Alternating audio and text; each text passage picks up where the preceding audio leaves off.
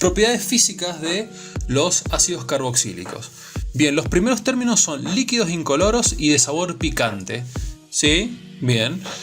De 4 a 9 carbonos son líquidos oleosos y de olor desagradable. A partir del 10º carbono son sólidos a temperatura ambiente y sus puntos de ebullición son altos debido a su puente de hidrógeno. Y tenemos que decir que los primeros términos son solubles en agua. Según sus propiedades químicas, vamos a poder hablar de sustitución de hidrógenos acídicos y formación de sales. Reacción con los hidróxidos. Bien, cuando hacemos reaccionar un ácido carboxílico con una base fuerte, claramente acá rompemos nuestra base y rompemos con nuestra unión oxígeno-hidrógeno y nos va a quedar lo siguiente. El sodio se va a unir al anión carboxilato, en este caso que va a ser lo que se va a obtener desde este ácido acético. Este es un ácido acético que cuando se ioniza se va a volver un acetato y el hidrógeno se va a enlazar con el grupo OH para formarme agua. Lo que vamos a tener acá va a ser una sal de tipo orgánica que se va a denominar acetato de sodio. Para la reacción con metales, ¿sí? Preferentemente el zinc, sobre todo, vamos a tener acá a nuestro ácido acético que en reacción con el zinc me va a dar un acetato de zinc con la liberación de hidrógenos. Acá la ruptura se produce a nivel del hidrógeno y el oxígeno, el zinc se pega al carboxilato y el hidrógeno queda libre. ¿Por qué son 2? Porque tengo un 2 a nivel estequiométrico.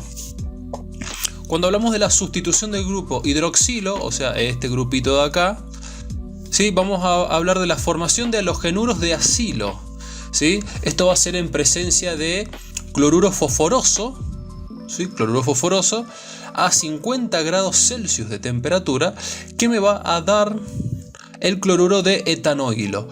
¿En qué consiste esta reacción? Vamos a romper nuestra molécula de cloruro fosforoso y el fósforo se va a ligar ¿con quién? Con los oxidrilos que se liberan de la ionización de esta molécula para formar el ácido fosforoso. Y el cloro se va a ligar al carbono de donde se soltó el grupo oxidrilo para formarme el cloruro de etanoilo.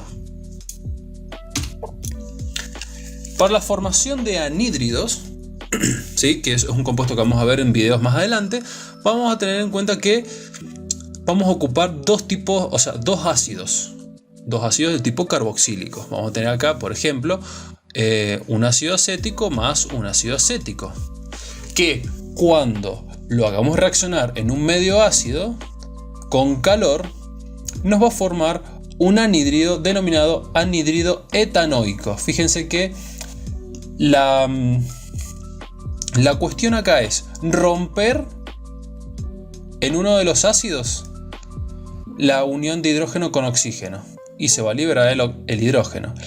Y en este lo que va a ocurrir es que se va a romper el grupo OH del carbono. Entonces el hidrógeno liberado se va a unir con el grupo OH, dándome por resultado agua. Y luego este carbono de acá se va a unir con este carbono de acá por medio de ¿quién? Del oxígeno. Entonces me va a quedar la unión anhídrica, que va a ser el anhídrido etanoico, proveniente de dos ácidos etanoicos. Para la formación de ésteres, súper importante, alcohol más ácido, va a tener una forma de nombrarse como si fuera una sal. Vamos a tener un alcohol, por ejemplo acá, el etanol, más un ácido acético, que cuando esté catalizado en un medio ácido me va a dar el etanoato de etilo, más moléculas de agua. ¿Cómo obtenemos las moléculas de agua? Bien, lo que vamos a hacer acá es romper la unión hidrógeno-oxígeno del grupo OH del ácido y vamos a romper el enlace que tiene el carbono con el grupo OH del alcohol. El hidrógeno se va a enlazar con este grupo OH y me va a formar las moléculas de agua. Y luego el radical libre que quedó del alcohol se va a unir mediante este enlace de oxígeno al resto de la molécula del ácido y me va a formar el etanoato de etilo. Para la formación de amidas, los ácidos carboxílicos van a tender a reaccionar con amoníaco. Vamos a tener acá nuestro ácido acético, ¿sí?, que en presencia de amoníaco o en reacción con amoníaco me va a formar la etanamida con liberación de agua. Fíjense que siempre se libera el agua. ¿Por qué? Porque los ácidos son altamente deshidratantes. Entonces van a deshidratar moléculas y van a hacer que el agua se libere. Entonces, ¿cómo vamos a formar esto? Aquí, el amoníaco va a liberar uno de sus hidrógenos. Y acá, en la reacción, se va a liberar el grupo OH del ácido. Entonces, el grupo OH con el hidrógeno que liberó el amoníaco van a formarme mis moléculas de agua. El nitrógeno con los dos hidrógenos que me quedó acá libre se va a unir al carbono para formarme este enlace de acá, haciendo la etanamida. Para la reducción de ácidos carboxílicos vamos a tener en cuenta que cuando le agreguemos hidrógenos a la molécula de ácido, ¿sí?, recuerden que este va a ser un ácido acético y la reducción implicaba el agregado de moléculas de hidrógeno, lo vamos a tener que catalizar con este hidruro de aluminio y litio y vamos a tener como producto final un alcohol correspondiente. Digo correspondiente porque va a corresponder a la cantidad de carbonos que tenga inicialmente el ácido. En este caso tenemos un ácido acético, acá vamos a tener un etanol.